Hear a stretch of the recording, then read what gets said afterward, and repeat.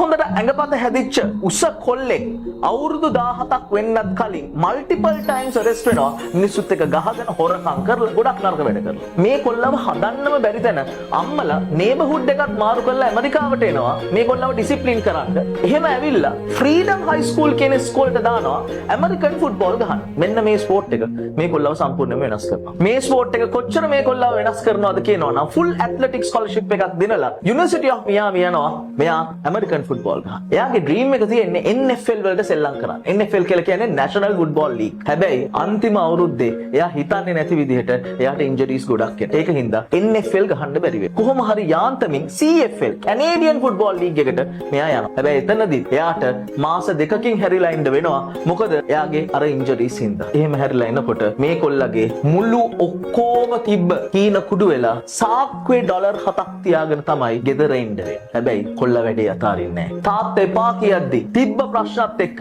Wrestling ගහන්න යනවා. මුල් කාලේ ෆෑන්ස්ලා හූ කියනවා. වැඩේ අතාරින්නේ නැහැ. මේ කොල්ලා තමන්ගේ නමත් වෙනස් කරගෙන අන්තිමට රෙස්ලින් වලල්ල ජයගන්නේ වර්ල්ඩ් චැම්පියන්ෂිප් 10ක් දෙනලා ඉන්ටර්කොන්ටිනෙන්ටල් චැම්පියන්ෂිප් 2ක් දෙනලා. ඒ විතරක් නෙමෙයි හොලිවුඩ් මූවීස් ගොඩකට මේ කොල්ලට එන්න කියනවා. 2002 දී ස්කෝපියන් කියන ෆිල්ම් එකේ $5.5 මිලියන් ලීඩින් රෝල් එකට අරගෙන ගිනස් වර්ල්ඩ් රෙකෝඩ් එකකුත් මේ කොල්ලා තියෙනවා. මේ කොල්ලගේ නම ඩ්වේන් The Rock Johnson. අපි කියන්නේ The Rock කියලා. පුතා $7ක් සාක්කුවේ තියාගෙන හීන කුඩු වෙච්ච කොල්ලෙක්ට The Rock වෙන්න පුළුවන් වුණා නම් ඔයාටත් පුළුවන් පුතා The Rock වෙන්න. සිප ගන්න කටුවත්ත හෙට මලක් වනු පිණිස මල් පෙපෙනවා සත්තයි පුතා.